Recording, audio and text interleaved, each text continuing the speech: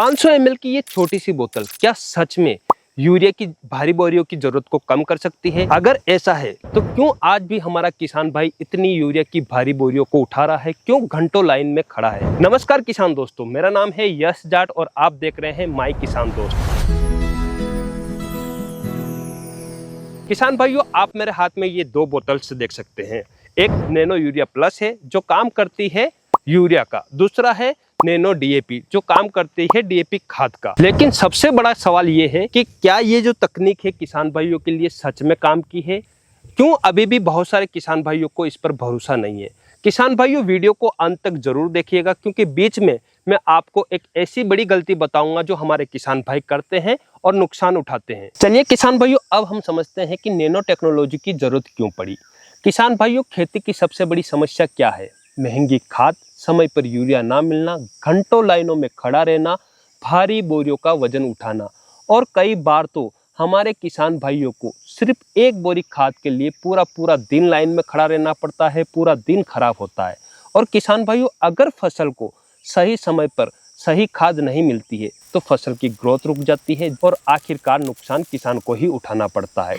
और किसान भाइयों, सबसे बड़ी दुख की बात क्या है? हम जो दानेदार यूरिया खेत में डालते हैं वो या तो हवा में उड़ जाता है या पानी में बह जाता है और कुछ बची हुई मात्रा मिट्टी खराब कर देती है। ऐसे में किसान का खर्च पूरा हो जाता है लेकिन फायदा आधे से भी कम होता है। इन्हीं समस्याओं को देखते हुए नैनो टेक्नोलॉजी लाई गई। और किसान भाइयों, सबसे गर्व की बात यह है कि इफको भारत के अपने किसानों की सहकारी संस्था है और ये नैनो टेक्निक आधारित उर्वरक हमारे देश के वैज्ञानिकों ने तैयार किया है। इसका सबसे बड़ा फायदा ये है कि हमारे देश के किसानों को यूरिया के लिए दूसरे देश पर निर्भर नहीं रहना पड़ेगा। देश का पैसा देश में काम आएगा और हमारा किसान आत्मनिर्भर बनेगा। चलिए किसान भाइयों, अब हम समझते हैं कि इफको नैनो यूरिया प्लस काम कैसे करता है। किसान भाइयों, सबसे बड़ी बात तो ये है कि ये कोई मिट्टी में डालने वाला खाद नहीं है। ये एक फोलियर स्प्रे है जो कि पौधे के पत्तों पर स्प्रे किया जाता है, जिससे पौधा पूरा पोषण लेता है। और हमारे किसान भाई सबसे बड़ी गलती ये करते हैं कि जब पौधे में पर्याप्त पत्तियां नहीं आती है तब स्प्रे कर देते हैं या दोपहर की तेज धूप में स्प्रे कर देते हैं। किसान भाइयों, नैनो यूरिया का सही फायदा लेना है तो आपको स्प्रे हमेशा अच्छी पत्तियां आ जाए उसके बाद करना है, और स्प्रे हमेशा सुबह या शाम के समय करना है, जिससे पौधा पूरा पोषण ले पाए और अच्छी फसल हो पाए। और किसान भाइयों, इसके डोज का भी ध्यान रखना है, हमेशा रिकमेंडेड डोज के हिसाब से ही आपको स्प्रे करना है। चलिए किसान भाइयों, अब हम बात करते हैं नैनो डीएपी की। डीएपी का सबसे बड़ा काम क्या होता है? शुरुआत में पौधे की जड़ों को ताकत देना और पौधों को अच्छी ग्रोथ देना। किसान भाइयों, नैनो डीएपी का उपयोग यदि हम बीज उपचार और पौधे के उपचार में करते हैं तो पौधा शुरू से ही अच्छे न्यूट्रिएंट्स को मिलते हैं, जिससे पौधा मजबूत खड़ा रहता है और आपकी फसल अच्छी होती है। लेकिन किसान भाइयों, एक बात साफ समझ लीजिए, नैनो डीएपी और नैनो यूरिया कोई जादू नहीं है। अगर आपकी खेत की मिट्टी कमजोर है, पानी सही नहीं है, खेत में ऑर्गेनिक मैटर की कमी है और भी अन्य किसी पोषक तत्वों की कमी है, तो सिर्फ एक बोतल आपकी खेती नहीं बदल सकती है।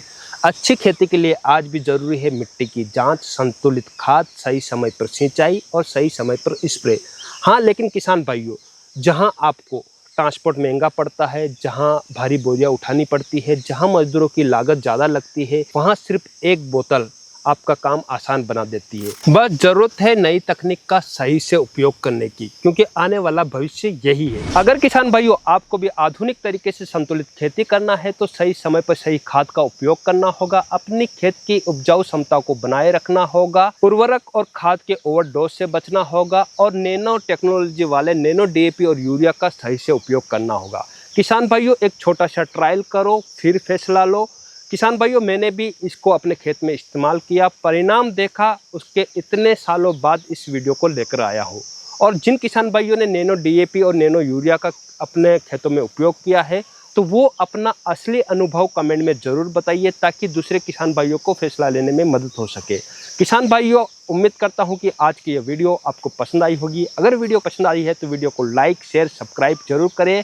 मिलते हैं एक और नई जानकारी के साथ नए वीडियो में, तब तक के लिए जय भारत, जय किसान।